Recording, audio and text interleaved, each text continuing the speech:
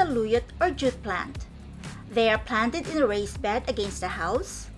I have planted quite a few of them with an approximate spacing of 6 inches between plants.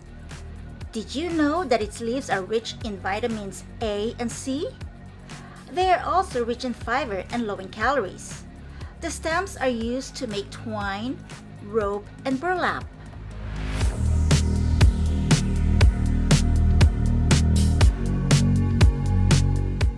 Down here are Spanish sweet onions that I tried to keep moist. I thought they would benefit from extra moisture as we've been having really hot weather lately. I have seeded 3 varieties of onions that you can find around the garden. 2 of the varieties are sweet onions and the other one is a shallot.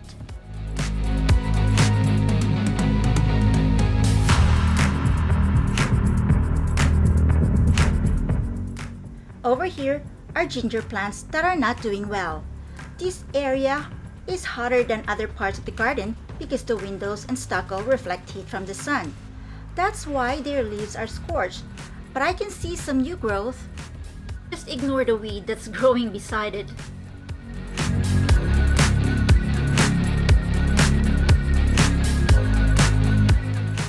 This one over here is the mojito mint. It is planted inside a bottomless pot that is approximately 12 inches deep and buried in the soil. This will help contain the plant from growing everywhere, which mint is famous for. These are corn planted in single row. They are positioned near the fence to provide us with a bit of a privacy once they grow taller and bushier. I should have planted them in 2 rows to achieve more privacy.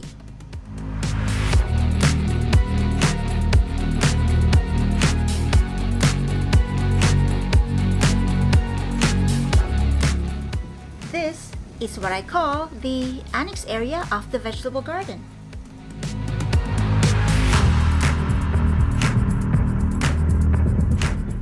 These 2 plants here are the Hayas beans, also known in Filipino as bataw. I direct seeded these plants in the last week of May, but only 2 of them germinated. Soybean seeds were planted in the planter as the hyacinth beans, but unfortunately, none of the seeds germinated. I'm going to try again. I have been dreaming of eating fresh edamame straight from the plant.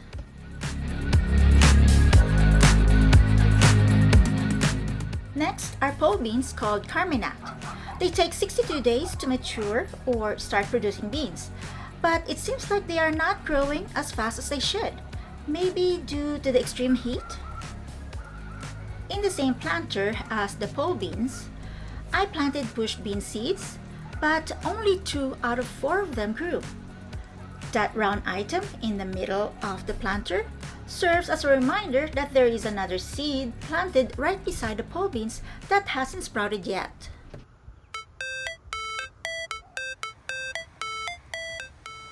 Wax pole beans and bush beans are planted here, along with some weeds that need to be pulled.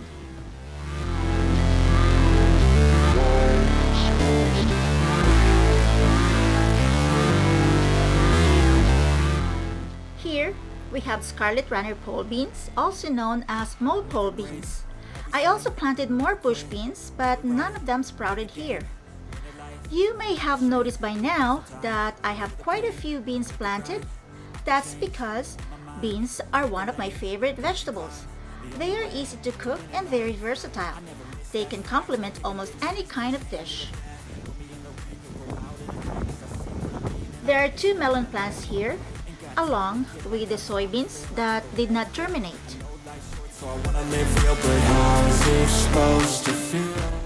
This is the last planter in this row. These are sugar peas that are growing slowly and the no-show soybean seeds.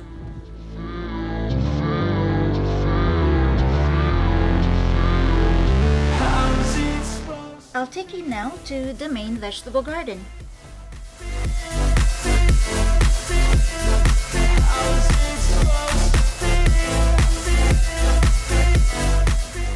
Here's the entrance to my not-so-secret garden.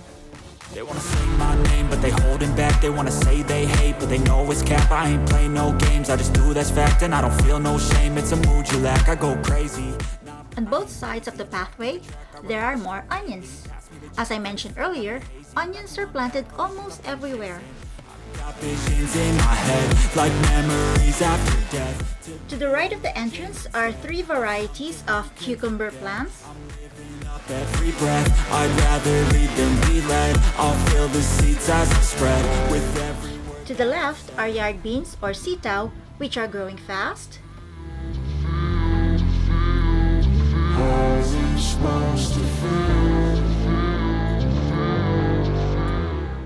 There are 2 varieties of eggplant planted here. The long eggplant, also known as Chinese eggplant, and the giant round green eggplant. This is the first time I'm growing this eggplant, so I don't know how giant the eggplant is going to be. Marigold plants are incorporated in the garden beds to help with the pollination, insect control, and to attract beneficial insects. Next to the eggplant bed are 4 varieties of tomatoes: San Marzano, Early Girl, currant tomatoes, and I believe the last one is called sugar tomatoes. They are all indeterminate tomatoes, so they grow up to 5 or 6 feet. I have 6 8-foot tall poles here where I'm going to tie a rope or string to help the tomatoes stay upright while growing. This is zucchini, which I'm trying to grow upright or vertically. It would be easier to harvest and it won't take so much space. I just have to keep trimming the large leaves to keep it clean.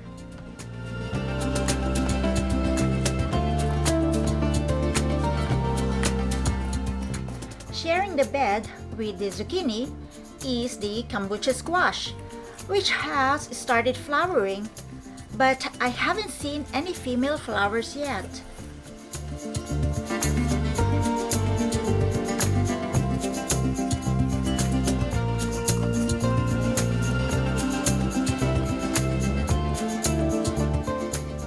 Here are wing beans or cigarillas. They are not growing as fast as I wanted to, despite the hot weather we are having lately. Sharing the bed with the wing beans are 4 celery plants and 3 basil plants.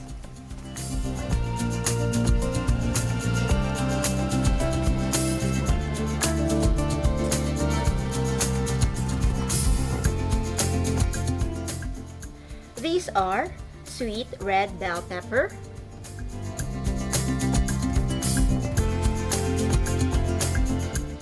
and these are loofahs or patolas, which are growing nicely.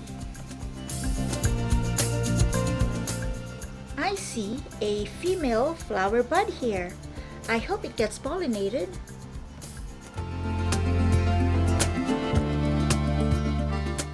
Let's see if I can find some more.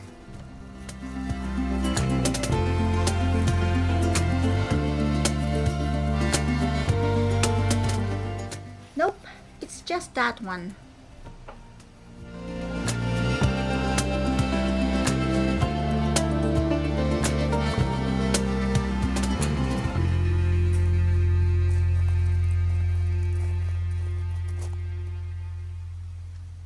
Here's my only plant of the sweet banana pepper. And of course, more onions.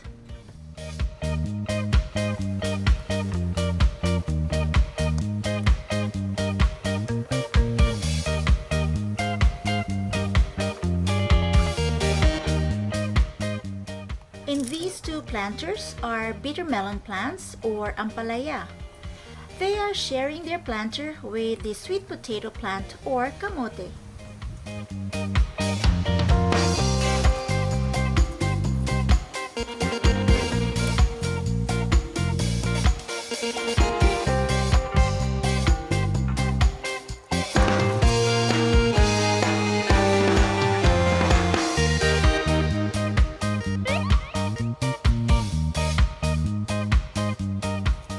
This is a red spicy Thai pepper or siling labuyo.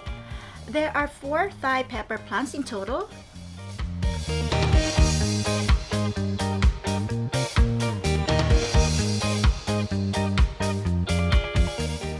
These are gourds or upo, which are thriving and growing fast.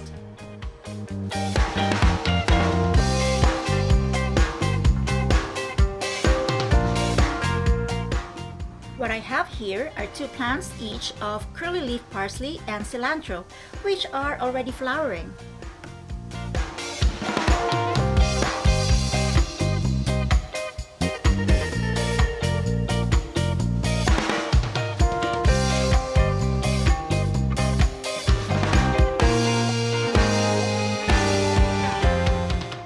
Here are the chayote plants that I started in January. If you notice that there are only a few leaves and some stems are bare without leaves, it's because they were infested by spider mites before being transplanted here.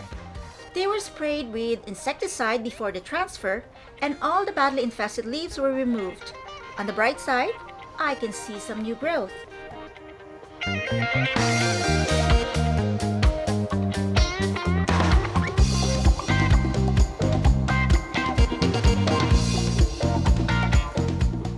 There are 2 more zucchini plants growing vertically. They are tied to a post to keep them upright. They need a bit of trimming to keep them tidy.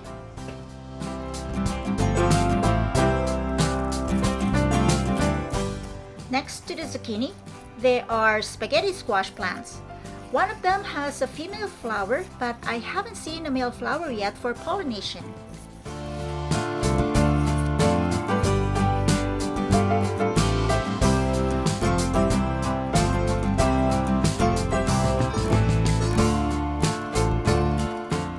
These small pots contain long, spicy peppers, which are great for the Filipino soup called sinigang.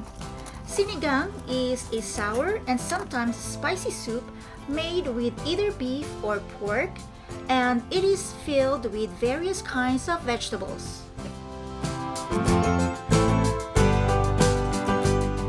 My husband and I built this trellis last year to support the vines. We used green 7-foot T-post, which I painted black, and a 6x6 inch wire mesh. Both materials were purchased from the hardware store. The planters are made of galvanized steel, which I also painted black. They were purchased from a local store. This concludes our vegetable tour. But before we go, I would like to remind everyone that our second giveaway will be on July 1st. Thank you for watching, and I hope you enjoyed this video. Please subscribe, like, and share this video with your friends and relatives. Your comments would be greatly appreciated. Don't forget to click the notification bell to stay updated. Once again, thank you, and until next time, bye-bye.